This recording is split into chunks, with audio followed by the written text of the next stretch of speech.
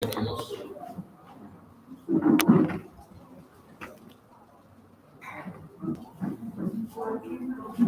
Juan 8:32.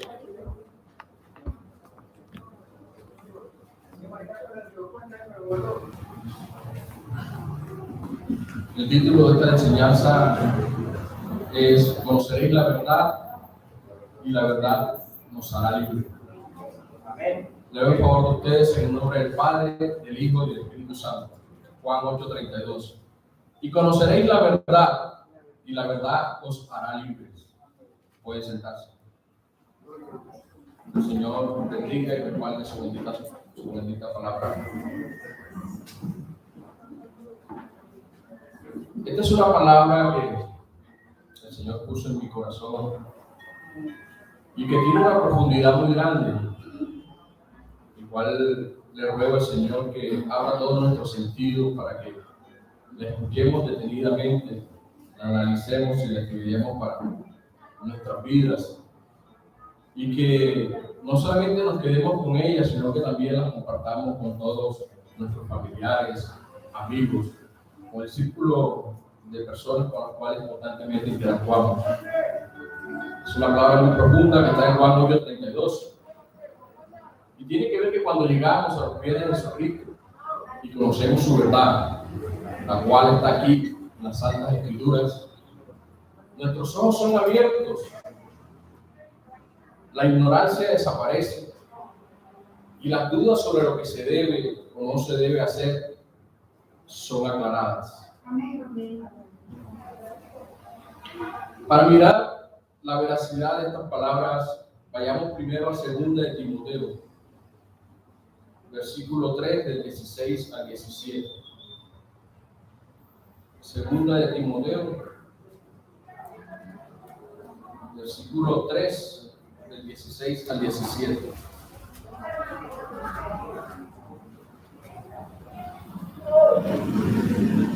Dice la palabra del Señor: toda la escritura es inspirada por Dios y útil para enseñar, para redarguir, para corregir, para instruir en justicia, a fin de que el hombre de Dios sea perfecto, enteramente preparado para toda buena obra. Noten que este versículo habla de que toda la escritura, absolutamente toda, mis hermanos, desde Génesis al Apocalipsis, es inspirada por Dios.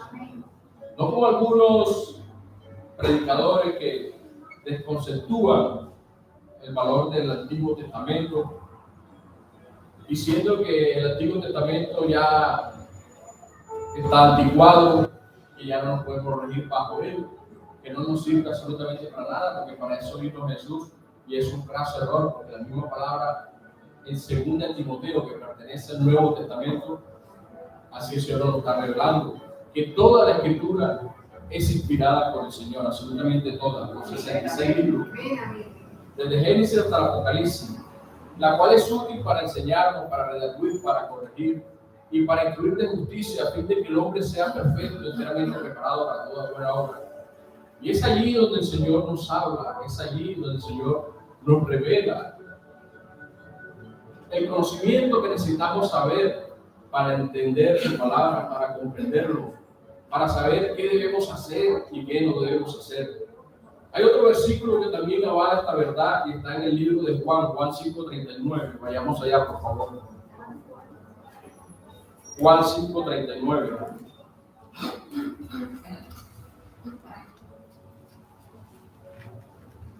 Y dice la palabra del Señor: escudriñad las Escrituras, porque a vosotros os parece que en ellas tenéis la vida eterna, y ellas son las que dan testimonio de mí. Un mandamiento de nuestro amado Señor Jesucristo, que nos manda que escudriñemos este libro, que escudriñemos en las Escrituras, que las estudiemos, porque ellas son, primero, las que dan vida eterna, segundo, las que dan testimonio de nuestro amado Señor y Salvador Jesucristo. Por eso es que es un deber para nosotros estudiar estas Escrituras, para que derribemos toda esa serie de argumentos, las cuales crecimos, pero que nos mantenían totalmente alejados del Señor. porque desafortunadamente la mayoría de nosotros crecimos con una serie de filosofías y huecas sutilezas que son filosofías de hombre, las cuales nos mantuvieron mucho tiempo, pero mucho tiempo alejados del Señor. Pero gracias al Señor que nos dejó esta verdad, que nos las ha revelado, para que el velo que había ante nuestros ojos se ha quitado y veamos la verdad como realmente es. Por eso es que nuestro Señor Jesucristo dice que conoceremos la verdad y la verdad nos hará libres. Vayamos a Juan 20, del 30 al 31. Juan 20, del 30 al 31. Y fíjense que el versículo tiene como título el propósito del libro. ¿De cuál libro? De este libro de su palabra. Dice el Señor Jesucristo: hizo además Jesús muchas otras señales, el evangelista. Hizo además Jesús muchas otras señales en presencia de sus discípulos, las cuales no están escritas en este libro. Imagínense si se hubiese plasmado todo lo que nuestro Señor Jesucristo hizo, la Biblia fuera muy, pero muy extensa. Si aún hacía mucho les parece extensa, se imagina donde se plasma todo, absolutamente todo lo que nuestro Señor Jesucristo hizo cuando estuvo aquí en la tierra. Pero dice el 31, pero estas, las que están aquí, mis hermanos, se han escrito para que creáis que Jesucristo es el Cristo, el Hijo de Dios, y para que creyendo tengáis vida en su nombre. Otra verdad que nos habla de la veracidad de la palabra de Dios, de la veracidad de que esta palabra nos va a hacer libre a nosotros, de toda una cantidad de cosas que les mencionaré más adelante y las cuales veremos. Entonces la verdad de Dios destruye fortalezas, destruye argumentos y doctrinas de hombre fundamentadas en los malos deseos de los hombres y en su sabiduría, que como está escrito en Santiago 3:15, la sabiduría de los hombres es terrenal, es animal y es diabólica. O sea que la sabiduría de los hombres que no tienen el Espíritu de Dios no sirve absolutamente de nada, porque lo que el hombre expresa es totalmente contrario a lo que Dios quiere para nosotros. Estoy hablando de un hombre que carece del Espíritu Santo, de un hombre que no tiene el más mínimo temor de Dios. De hecho, nuestras obras delante del Señor, como lo dice Isaías 64:6, son como trapos de inmundicia.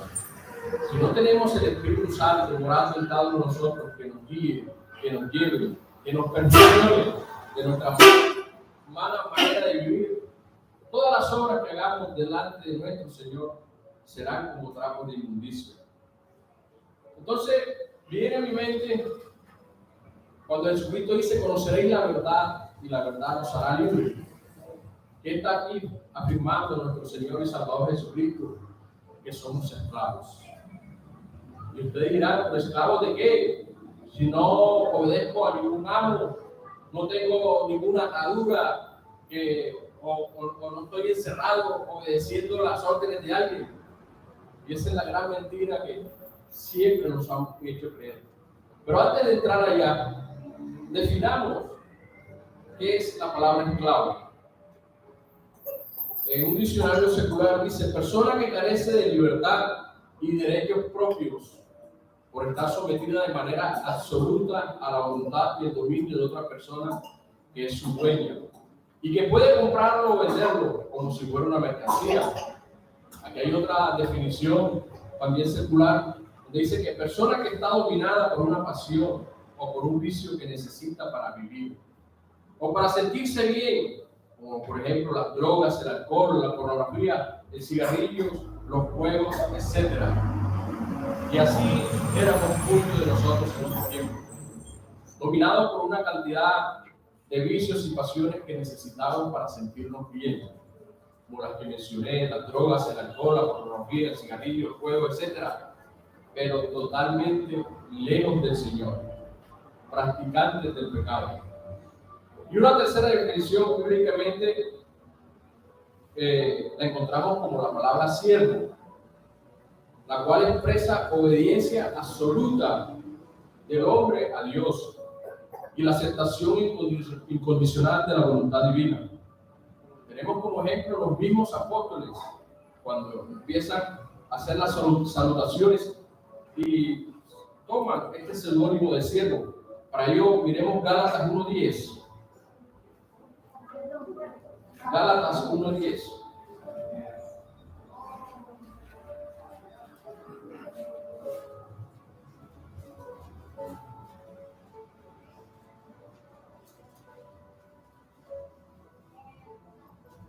Gálatas 1:10 dice la palabra del Señor. Pues busco ahora el favor de los hombres, o el de Dios, o trato de agradar a los hombres, pues si todavía agradara a los hombres, no sería siervo de Cristo.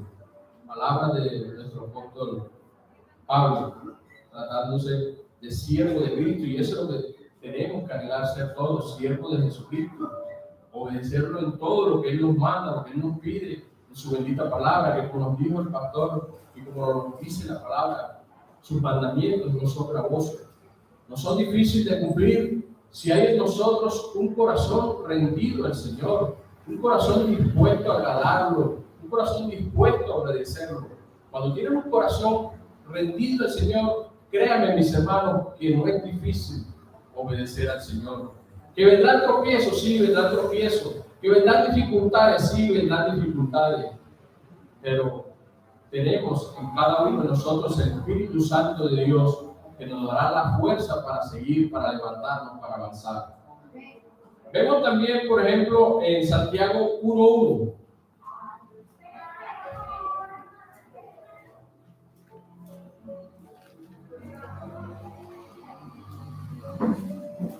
Santiago 1:1 dice la palabra del Señor. Santiago, siervo de Dios y del Señor Jesucristo, a las 12 tribus que están en la dispersión. Saludos. Vemos que los apóstoles entendieron que cuando recibimos a Cristo nos convertimos en siervos de Él. Y es la actitud que tenemos que tomar nosotros. De ellos, nuestro mismo Señor Jesucristo en Filipenses 2. Vayamos a Filipenses 2 un momentico, por favor.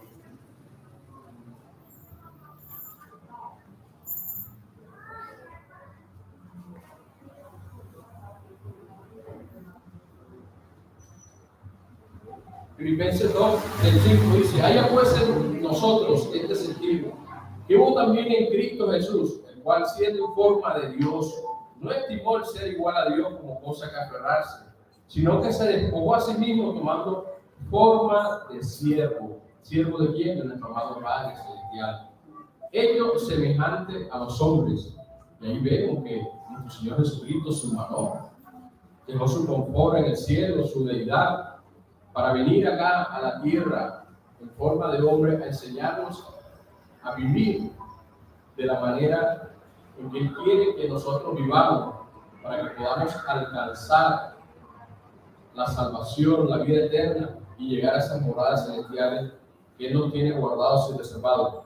Pero vemos también que el apóstol Pablo va mucho más allá, porque se hace llamar prisionero de Jesucristo. Y lo vemos en Filemón 1:1.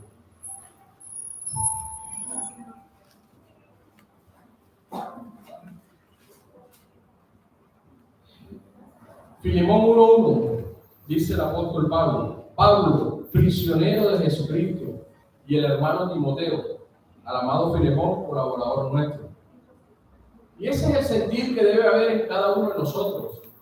Si lo hubo un Jesucristo que es nuestro Rey, nuestro Señor, nuestro Salvador, que no escatimó el ser igual a Dios, sino que tomando forma de siervo se hizo semejante a los hombres, ¿por qué nosotros también debemos tener esa actitud?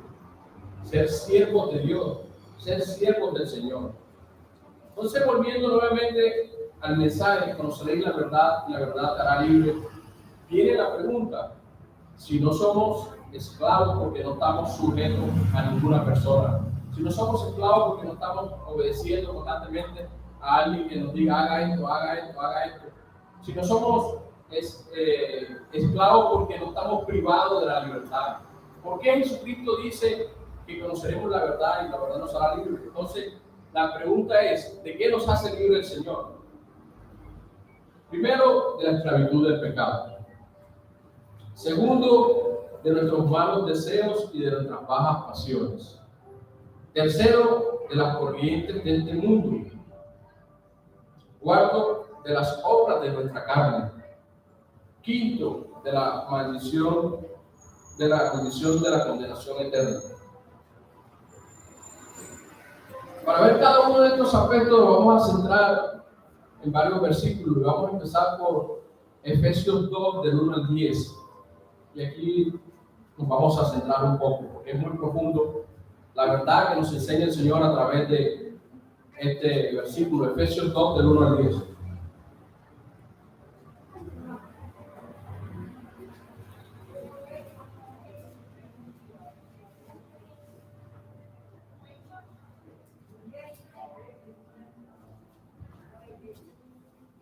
Dice la palabra del Señor: y Él nos dio vida a nosotros cuando estábamos muertos en nuestros delitos y en nuestros pecados. Amén. Gloria al Señor. ¿Quién nos dio vida? Nuestro Señor Jesucristo. Porque antes andábamos perdidos en nuestros delitos, en nuestros pecados. Andábamos constantemente practicando el pecado sin la más mínimo remordimiento, sin la más mínima misericordia. Y eso éramos muchos de nosotros, practicantes del pecado, sin saber, algunos sin saber, que por esas prácticas estábamos condenados, porque estábamos totalmente alejados del Señor. Recuerden que la naturaleza de nuestro Dios es que es un Dios santo, y donde hay pecado, el Señor se aparta y se aleja de nosotros. De hecho, la palabra del Señor nos dice en hebreo que sin santidad nadie verá al Señor. Por eso es que tenemos que pedirle constantemente al Señor que nos ayude a mantenernos en obediencia, a mantenernos en santidad. Seguimos en el versículo 2, en los cuales anduvimos en otro tiempo, siguiendo la corriente de este mundo, conforme al príncipe de la potestad del aire, el espíritu que ahora opera en los hijos de desobediencia. Y aquí nos lo está diciendo el versículo 2, que en todas estas prácticas de pecado anduvimos mucho tiempo antes de conocer al Señor, siguiendo la corriente de este mundo. ¿Qué es seguir la corriente de este mundo? Celebrar lo que el mundo celebra. Porque la mayoría de actividades que el mundo celebra, por no decir que todas, son contrarias a la ley de Dios. Los carnavales, el Halloween y muchas otras fiestas que lo único que hacen es alejarnos y apartarnos de Dios, porque se le rinde culto a las criaturas antes que a Dios, antes que al Señor. Y en eso anduvimos nosotros mucho tiempo, practicando todas esas corrientes de este mundo, creyendo que eran buenas, creyendo que eran bien porque todo el mundo las hacía, porque todo el mundo las practicaba. ¿Cuán mentira más grande? ¿Cuán mentira nos ha libertado el Señor cuando venimos a su palabra? Porque antes creíamos en esas mentiras. Entre más creíamos en esas mentiras, más esclavos éramos del pecado, mis hermanos. Pero dice el versículo ahí mismo, conforme al príncipe de la potestad del aire. Entonces creíamos que estábamos haciendo las cosas bien, pero miren lo que nos dice el versículo: ¿a quién estamos agradando? Al príncipe de la potestad del aire. ¿Y quién es el príncipe de la potestad del aire? Satanás. Satanás tiene la potestad desde el primer cielo hacia acá abajo, hacia la tierra, como lo podemos ver en Primera de Juan 5:19.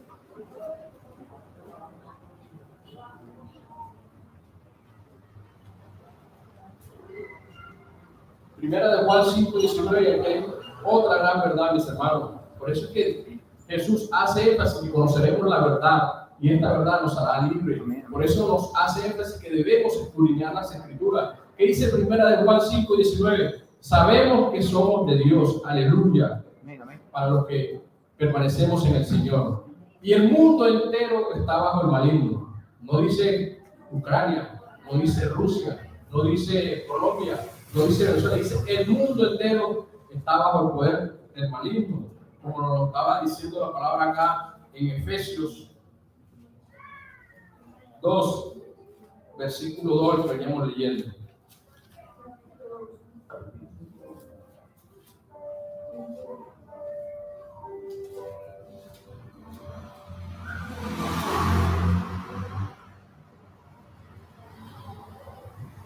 Efesios 2, en los cuales anduvimos en otro tiempo, siguiendo la corriente de este mundo, conforme al príncipe de la potestad del aire, Dice la palabra, el espíritu que ahora opera en los hijos de desobediencia. Y eso éramos nosotros cuando vivíamos apartados del Señor. Desobedientes a quién? A la palabra de Dios. Pero fíjense, mis hermanos, lo que nos dice la palabra, que cuando andábamos en esa actitud de desobediencia, ¿qué espíritu era el que operaba en nosotros? El espíritu de Satanás. Era el que nos controlaba, era el que nos dominaba. Él era nuestro amo. Por lo tanto, éramos esclavos del pecado, esclavos de Satanás. Dice el versículo 3, entre los cuales también todos nosotros vivimos en otro tiempo, en los deseos de nuestra carne, haciendo la voluntad de la carne y los pensamientos. Y éramos por naturaleza hijos de ira, lo mismo que los demás. Y así andábamos antes, dándole rienda suelta a los deseos de nuestra carne, obedeciendo a la voluntad de la carne. Y como dice su palabra, éramos por naturaleza, porque venimos con una naturaleza caída, éramos por naturaleza hijos de ira. ¿Qué quiere decir esto? Que merecíamos el justo juicio de Dios sobre nosotros. Merecíamos que Él nos trayera de la faz de la tierra, pero Él en su amor, Él en su misericordia, ha enviado a su Hijo unigénito para que todo aquel que en Él cree no se pierda, mas tenga vida eterna. Podamos alcanzar salvación, redención de pecados y vida eterna. Por naturaleza éramos hijos de desobediencia. Esas obras de la carne a las cuales nosotros obedecíamos las podemos encontrar en Gálatas 5:19, que hay una gran lista. Volvamos a una página.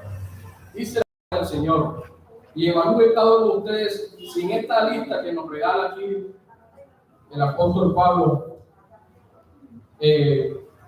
Nosotros practicamos algunas de estas actividades que aquí nos mencionan, y de seguro vamos a encontrar muchas, porque nosotros fuimos practicantes de muchas de estas obras de la carne. Dice Gálatas 5:19, y manifiestas son las obras de la carne, que son adulterio, fornicación, inmundicia, lascivia, idolatría, hechicerías, enemistades, pleitos, celos, iras, contiendas, disensiones, herejías, envidias, homicidio, borracheras, orgías y cosas semejantes a esta, acerca de las cuales los amonesto, que como ya les he dicho antes, que los que practican tales cosas no heredarán el reino de Dios.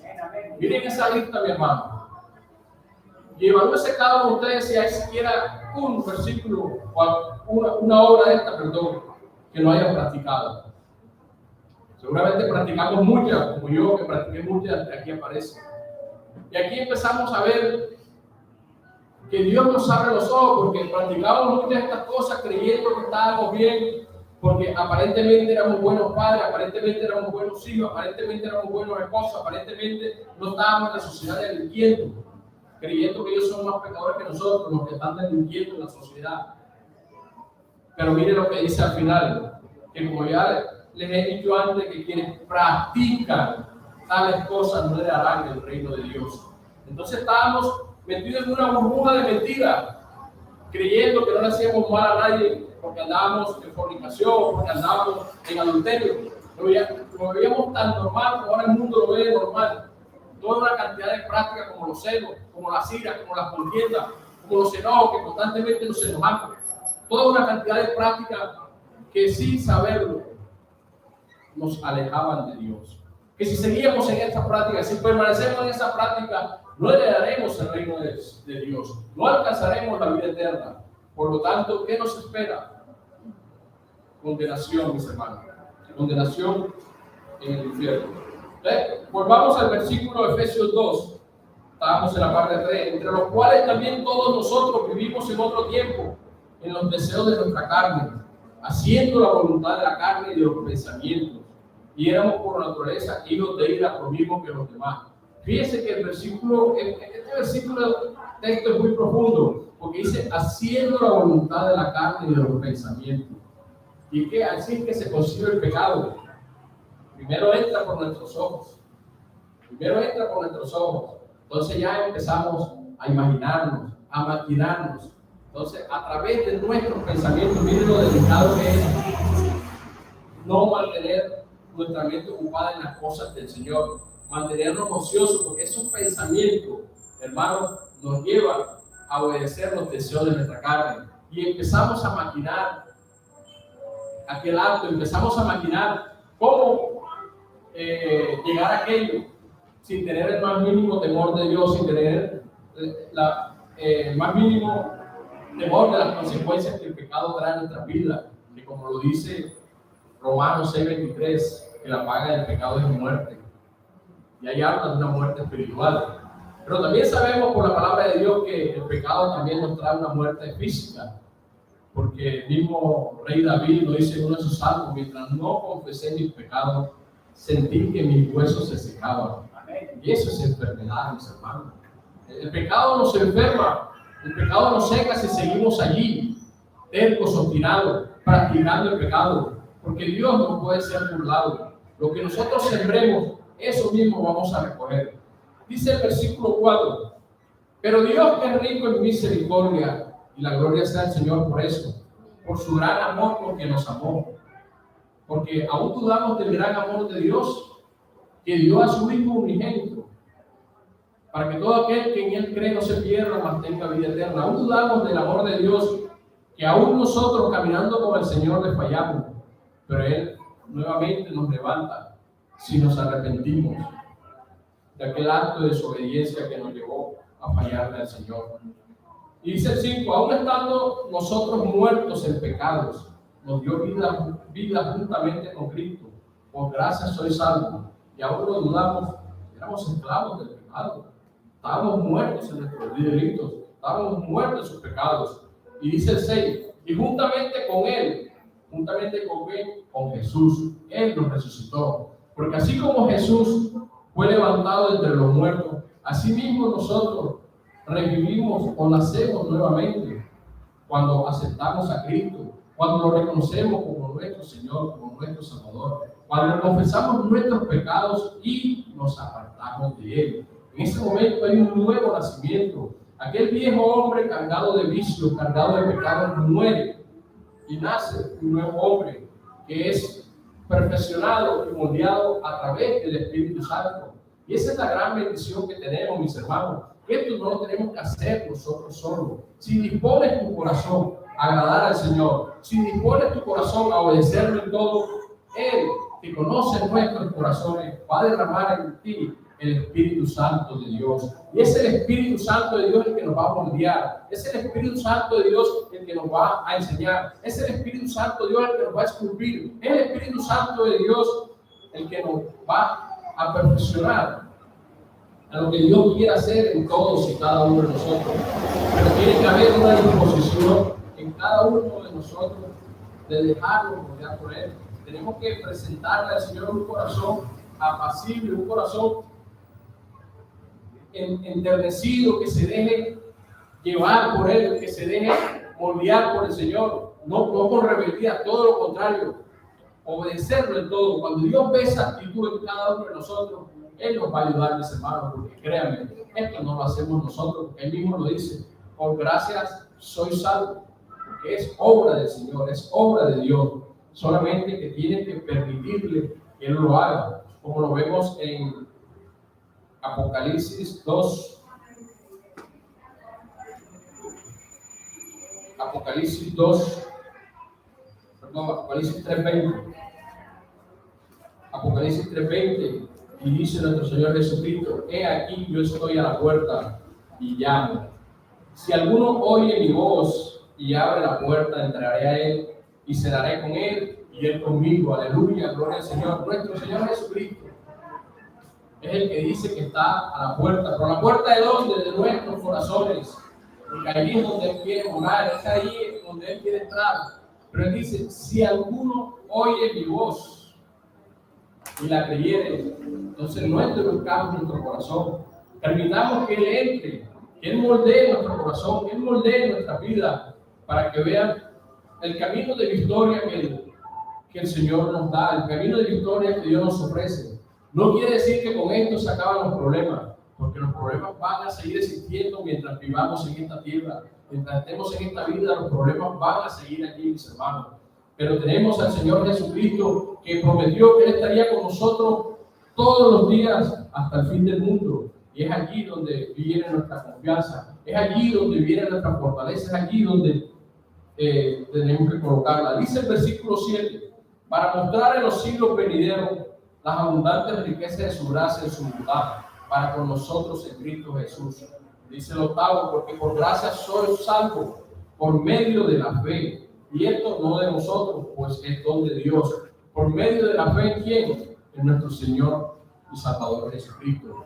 La misma palabra nos enseña en Hebreo que sin fe es imposible agradar al Señor. Y uno de los principales requisitos es creer en Jesús, creer que Él es, creer que Él es el Hijo de Dios, creer que Él vino a esta tierra a liberarnos de la esclavitud del pecado, de la condenación eterna, creer que Él dio su vida por nosotros, que murió y que también resucitó, creer que Él nos tiene preparadas unas moradas celestiales, como nos lo dice en Juan 14:1.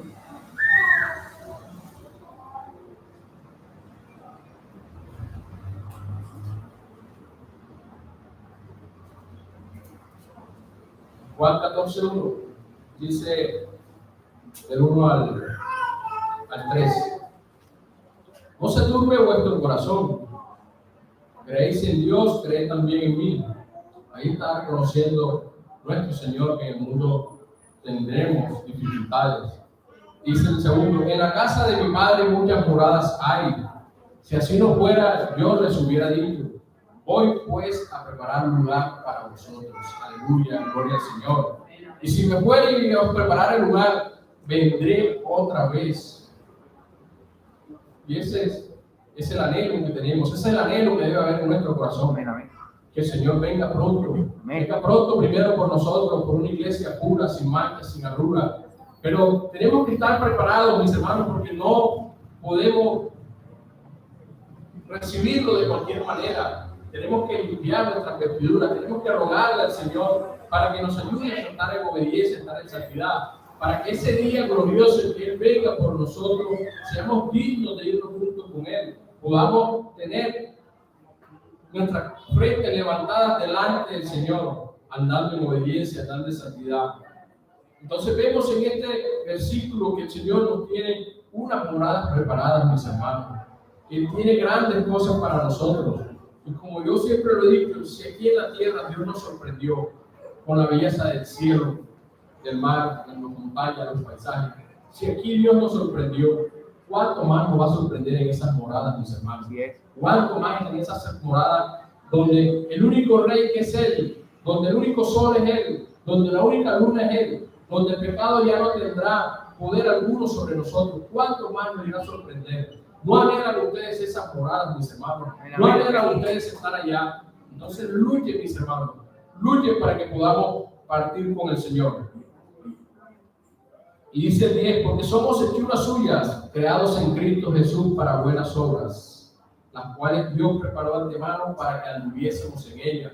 Y es lo que el pastor nos decía ahorita en la oración. Dios no nos ha creado para que andemos en desobediencia, sino nos creó para que hagamos buenas obras. Pero buenas obras ¿bajo qué? Bajo la dirección del Espíritu Santo. Porque les explico esto, mis hermanos. Muchas personas creen que por hacer buenas obras, por ayudar, por ayudar a aquel que está necesitado, ya tienen el reino de los cielos mientras aún así mantienen una vida de pecado. O sea, ¿qué clase de obra es esa delante de Dios? Si entre comillas estás haciendo lo bueno porque estás ayudando al prójimo, pero te mantienes en pecado. O sea, son obras que a Dios no le agradan. Lo que Dios quiere, la obra que Dios quiere es que nos apartemos del pecado. Amén, amén. Las obras que Dios quiere es que nos alejemos del pecado. Las obras que Dios quiere es que reconozcamos a su Hijo, que su Hijo fue el que murió por nosotros, que nos apartemos del pecado y que nos rindamos por completo a Él. Esas son las obras que realmente le agradan al Señor, esas que nos alejan y nos apartan del pecado. Vayamos a Romanos 6, del 17 al 18.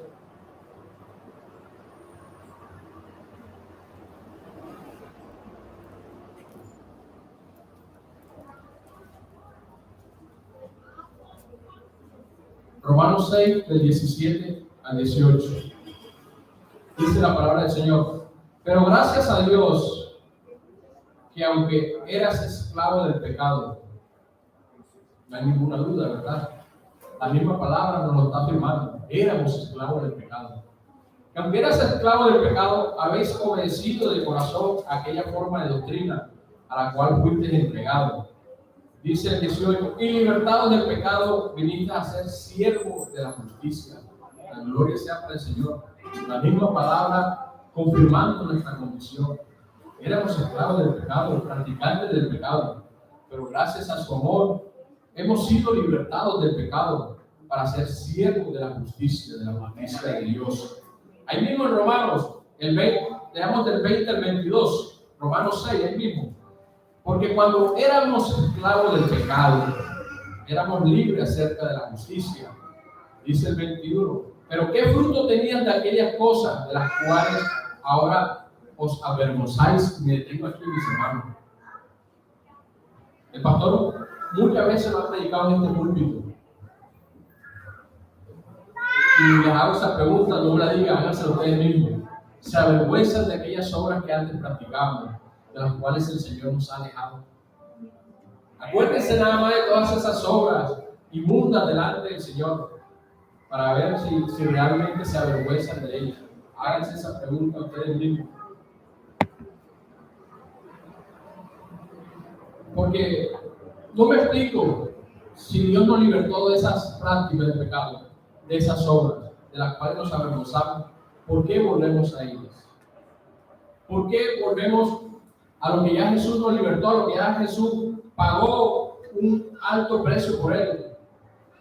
Por eso es que la palabra dice que por esta su juicio será para aquellos que, habiendo conocido la verdad de Dios, habiéndolo Dios apartado del pecado, vuelven otra vez allá, pisoteando nuevamente la sangre de Cristo. Y eso es lo que tenemos que pensar, recordar cada vez que tengamos la intención de volver atrás, que tengamos la intención de volver a esas prácticas a las que Dios nos libertó. Es a Jesucristo el que estamos pisoteando, porque en esta ocasión lo estamos pisoteando. ¿Por qué? Porque ya sabemos que Él nos ha libertado de esa práctica, sabemos que el pecado nos condena, sabemos que Él murió por nuestros pecados. Entonces, ¿por qué volver allá a practicar nuevamente el pecado? ¿Por qué? ¿Qué sentido tiene que Jesús te haya libertado? ¿Qué sentido tiene si vas a volver allá, mis hermanos? ¿Qué tanto amas al Señor? ¿Qué tanto quieres agradarlo? ¿Qué tanto te esfuerzas por mantenerte en obediencia, por mantenerte en santidad?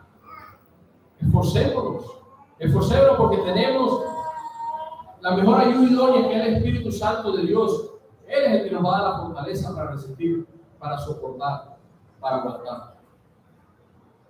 Vayamos a Tito 3, del 3 al 7.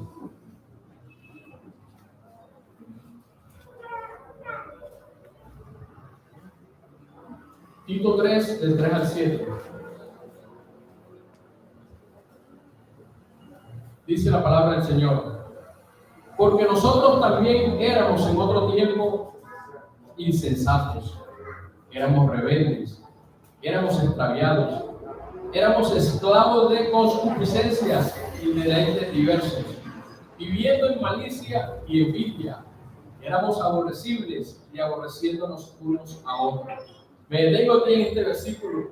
Mire todo lo que la palabra nos muestra, lo que éramos nosotros antes de buscar al Señor. Nos habla de que éramos rebeldes, éramos extraviados, esclavos de concupiscencia. ¿Y qué son las concupiscencias, mis hermanos? Los malos deseos que hay en nuestros corazones, que se inclinan a satisfacer las obras de la carne, las cuales son totalmente desagradables a los ojos de Dios. Sobre todo porque la misma palabra dice que cualquier otro pecado que no es de la carne está fuera del cuerpo. ¿Y qué es nuestro cuerpo cuando aceptamos a Cristo y lo reconocemos como nuestro Señor y como nuestro Salvador? Es templo del Espíritu Santo, mis hermanos. Por eso miren lo delicado que es darle rienda suelta a las obras de nuestra carne. Porque es con el templo del Espíritu Santo el cual estamos pecando, contra el templo del Espíritu Santo. Recuerde que nuestro cuerpo, una vez que somos separados para el Señor, que lo hemos aceptado como nuestro Señor, como nuestro Salvador, que nos hemos arrepentido de nuestros pecados, viene el Espíritu Santo a morar en nosotros. Entonces nuestro cuerpo se convierte en templo del Espíritu Santo. Es allí donde tenemos que sentir celo por este cuerpo. Este cuerpo es santo, mis hermanos, es templo del Espíritu Santo de Dios. De allí que nuestro Padre Celestial solamente nos permite compartirlo con nuestra esposa o con nuestro esposo. Por eso es que de allí Dios no acepta los pecados de fornicación, porque estás compartiendo tu cuerpo con una y otra persona sin el más mínimo remordimiento. No acepta el pecado de adulterio porque estás compartiendo el templo del Espíritu Santo con otra persona que no es tu esposo o no es tu esposa. Es tan delicado este pecado, mis hermanos, que tenemos que pedirle a Dios que nos ayude, que nos dé fuerza, pero solamente si clavamos a Él un corazón sincero, Él nos dará esa fuerza para resistir a los deseos de nuestra carne. Dice el cuarto, pero cuando se manifestó la bondad de Dios, nuestro Salvador, y su amor para con los hombres, nos salvó, no por obras de justicia que nosotros hubiéramos hecho, porque recuerden que nuestras obras delante de Dios son como trapos de inmundicia, sino que por su misericordia, por el lavamiento de la regeneración y por la renovación en el Espíritu Santo, el cual derramó en nosotros abundantemente por Jesucristo nuestro Salvador. Y aquí hay una gran verdad, que el Espíritu Santo viene a morar en cada uno de nosotros, siempre y cuando haya en cada uno de nosotros el deseo de obedecerlo, siempre y cuando haya en cada uno de nosotros el deseo de arrepentirnos por todos nuestros pecados. El Dios está diciendo, el cual derramó en nosotros abundantemente por Jesucristo nuestro Señor, para que justificados por su gracia viniésemos a ser herederos conforme a la esperanza de la vida eterna. Y ahí hay otra gran verdad, herederos de esa morada que nos tiene, herederos de esa vida eterna que nos ofrece. ¿Por qué? Porque Él ya nos ha libertado de la condenación eterna, la cual todos estábamos llamados a ser condenados eternamente a causa de nuestros delitos, a causa de nuestros pecados. Pero vámonos a Efesios 5, del 6 al 8.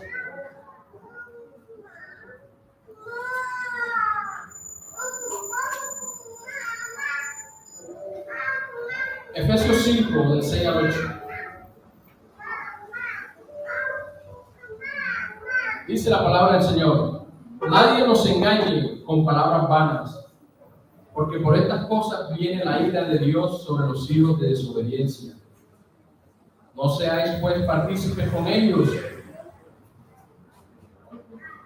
No seáis pues partícipes con ellos, porque en otro tiempo eras tiniebla, mas ahora sois luz en el Señor. Andad como hijos de luz. Y aquí vemos una clara advertencia de nuestro Señor Jesucristo. Que no nos dejemos engañar con palabras vanas, porque por estas cosas viene la ira del Señor. Y de esto sí que nos han inundado hoy en día por todos los medios, la televisión, la internet. Pongamos por ejemplo la ideología de género, donde le han hecho creer a los niños que si quiere ser niña lo puede hacer, o le han hecho creer a las niñas que si quiere ser niño lo puede hacer. Qué mentira más grande. Y es aquí donde nos dice la palabra que no nos debemos engañar con vanas palabras, vanas filosofías, buenas sutilezas, que solamente responden al deseo enfermo del hombre. Porque los deseos del hombre que están lejos de Dios, como dice la palabra del Señor, es sabiduría del hombre, la cual es animal, es terrenal y es diabólica. Y obedecer a este tipo de filosofía no nos conduce absolutamente a nada. Lastimosamente, hace menos de un mes, en nuestro país aprobaron el aborto hasta los 6 meses. ¿Qué mentira más grande? ¿Qué derecho tenemos nosotros de legislar sobre la vida de una persona cuando el único que puede dar y quitar la vida es nuestro amado Padre Celestial? El hombre quiere tomar el lugar de Dios, pero lejos de Él, apartado totalmente de Él, dándole rienda suelta a sus bajos instintos, a sus malos deseos. Y para terminar en el día de hoy, vayamos al libro de Juan 3, del 16 al 18. En una próxima enseñanza terminaremos con este mensaje. Juan 3, del 16 al 18, versículo que todos conocen.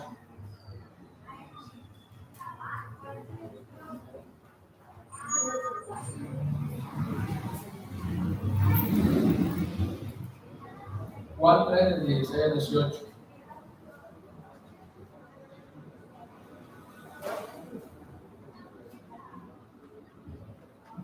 Dice la palabra del Señor: porque de tal manera amó Dios al mundo, que ha dado a su Hijo unigénito, para que todo aquel que en Él cree no se pierda, mas tenga vida eterna.